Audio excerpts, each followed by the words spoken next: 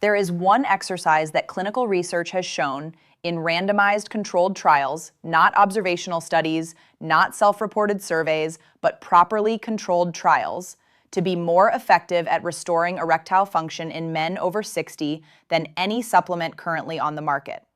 Most men have never been told this. Many of the physicians they've seen haven't discussed it, and the men who have heard of it have almost universally been taught to do it wrong. Today, I'm going to correct all of that. I'm Dr. Emily Carter, a board-certified urologist with over 12 years in clinical practice. I've spent a lot of that time correcting the misinformation men over 60 receive about erectile dysfunction. Specifically, the idea that it is primarily a hormonal problem, or primarily a psychological problem, or primarily something you manage with medication, rather than something you can meaningfully reverse with targeted physical intervention. Today, I want to give you what the clinical evidence actually says. Not what the internet says, not what a friend told you, but what the research shows. Before we continue, drop a comment and tell me what you've been told about exercise and erectile function. I want to know what misinformation is circulating. And if this kind of evidence-first content matters to you, hit that like button so other men can find it. Here's what most men over 60 have been told about erectile dysfunction. They've been told it's about testosterone. They've been told it's about stress. They've been told it's an inevitable consequence of aging, and that the realistic options are medication, injections, or acceptance. Here's what's wrong with all of that. Approximately 70% of erectile dysfunction in men over 60 is primarily vascular in origin. The mechanism is endothelial dysfunction, impaired blood vessel dilation driven by reduced nitric oxide bioavailability, not hormonal collapse, not psychological failure, not irreversible tissue damage. And here's what the clinical evidence actually shows. The endothelium responds to mechanical stimulus. It responds to blood flow. It responds to the precise kind of repeated muscular contraction that increases pelvic circulation, strengthens the ischiocavernosus and bulbocavernosus muscles that compress the penile veins during erection, and restores the neurovascular coordination that erectile function depends on. The exercise is pelvic floor training, and the research behind it is not fringe. It is robust, replicated, and specific. A study from the University of the West of England, 55 men with erectile dysfunction, randomized controlled trial, 3 months, found that pelvic floor muscle training restored normal erectile function in 40% of participants and significantly improved function in an additional 35%. That's 75% of men experiencing meaningful, measurable improvement from a single behavioral intervention with no medication, no side effects, and no cost. A separate study from the same research group, published in the British Journal of General Practice, followed up those participants at 6 months and found that the gains were maintained. This isn't a short-term flush of improvement that fades when you stop. When the pelvic floor musculature is properly strengthened and the neurovascular coordination is restored, the mechanism sustains itself.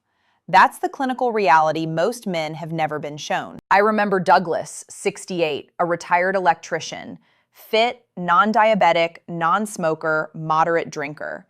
He came to me after 2 years of progressive erectile dysfunction that had gone from occasional to consistent.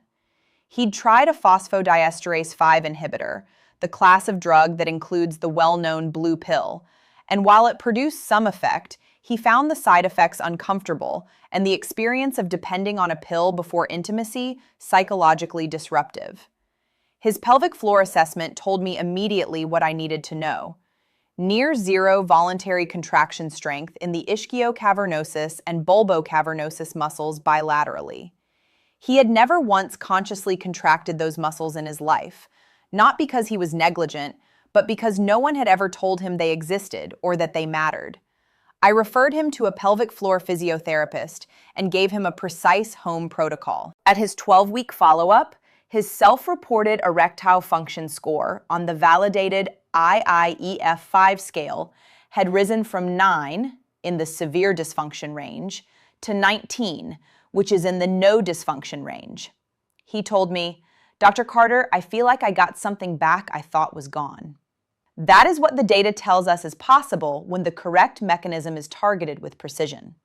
Let me give you the full clinical picture of why this works and then exactly how to do it. The pelvic floor is a hammock of muscles spanning the base of the pelvis. For men, the two muscles most directly implicated in erectile function are the ischiocavernosus, which compresses the crura of the penis to maintain rigidity during erection, and the bulbocavernosus, which compresses the bulb of the penis and assists in both erection maintenance and ejaculation. During a normal erection, blood flows into the corpora cavernosa and the bulbospongiosum. For that blood to remain under sufficient pressure to maintain rigidity, the ischiocavernosus must contract strongly enough to restrict venous outflow. If those muscles are weak, as they are in the majority of sedentary men over 60, the vascular mechanism of erection is compromised, even when blood flow into the tissue is adequate. The result is an erection that achieves partial tumescence but cannot maintain full rigidity. Most men experiencing this have been told it's a blood flow problem. Here's what's wrong with that explanation. It's incomplete. It is partially a blood flow problem and partially a muscular compression problem, and the muscular component is the one most directly addressable through targeted exercise. Biologically, pelvic floor training produces changes through three distinct pathways. First, repeated contraction of the ischiocavernosus and bulbocavernosus directly increases the strength and endurance of the muscles that maintain erection rigidity, restoring the compression mechanism that venous occlusion depends on. Second, the rhythmic muscular contractions increase blood flow to the pelvic vascular bed, which stimulates endothelial nitric oxide production in the penile arteries, the same mechanism that exercise produces in coronary arteries. Third, regular voluntary activation of the pelvic floor restores the neuromuscular coordination between the pudendal nerve and the muscles it innervates, a coordination that degrades with disuse, sedentary behavior, and age. All three pathways are documented in the peer-reviewed literature. All three are addressed by the same exercise protocol.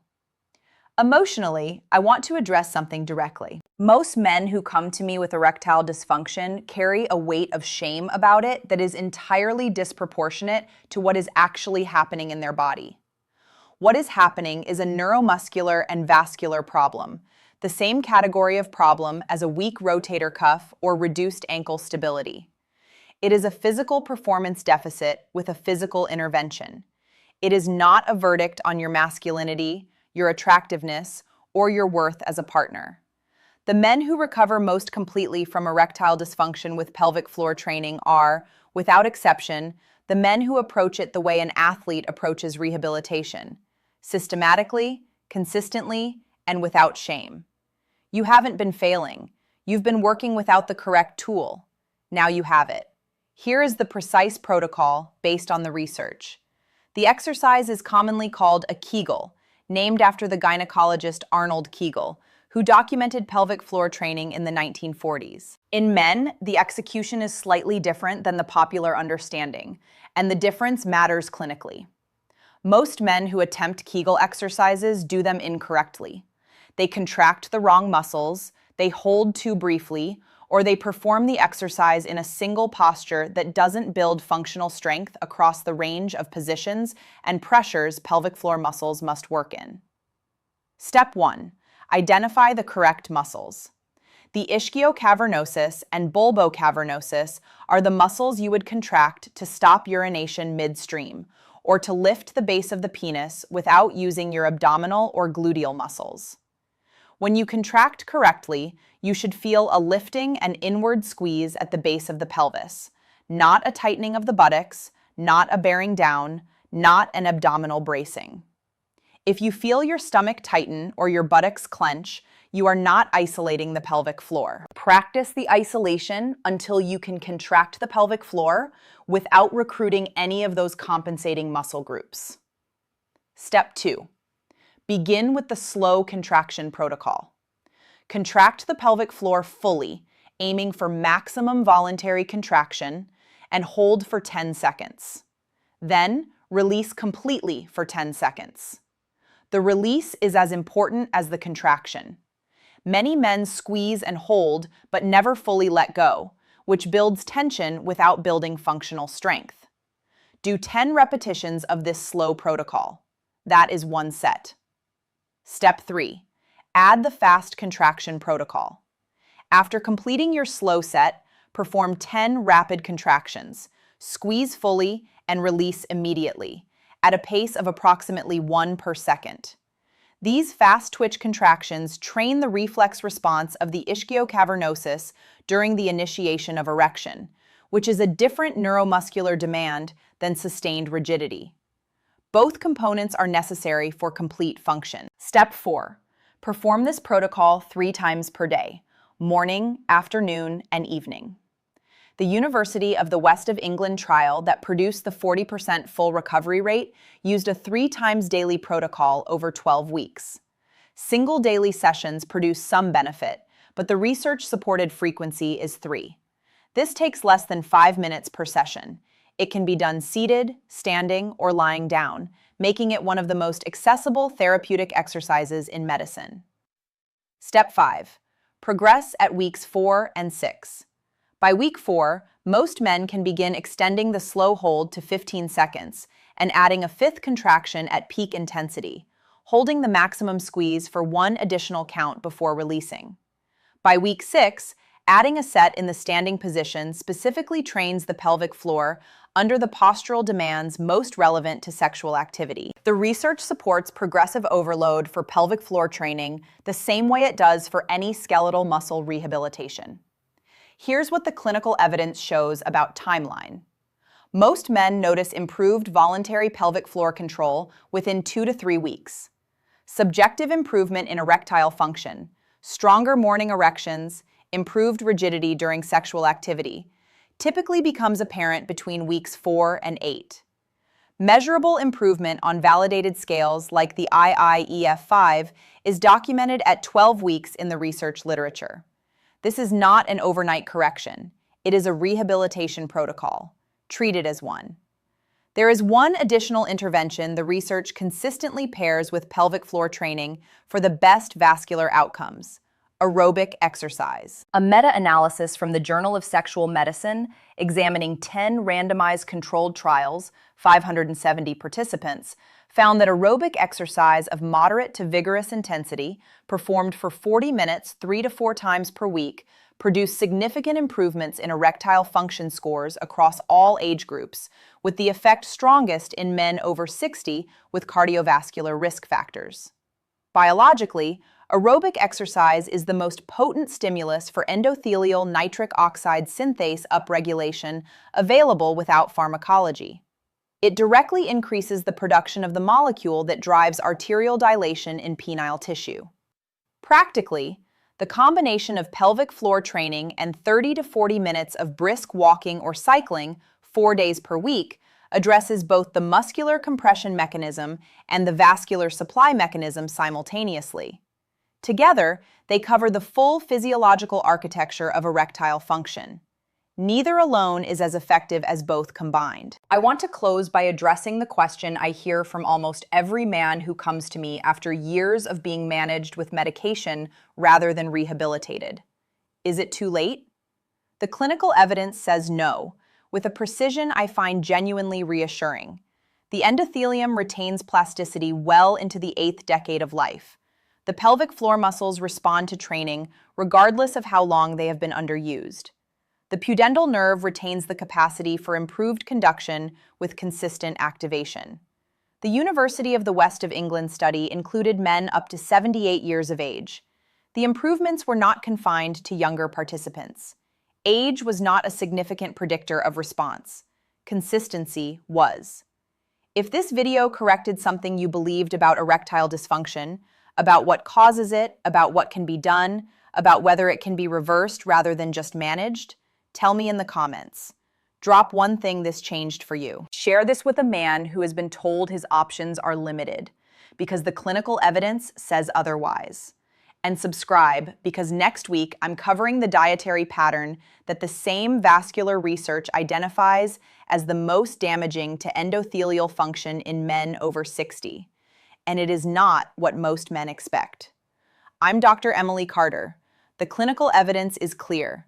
Targeted pelvic floor training, performed correctly and consistently, addresses the primary muscular mechanism of erectile dysfunction in aging men, and paired with aerobic exercise, it restores the vascular architecture that pharmaceutical interventions can only temporarily supplement.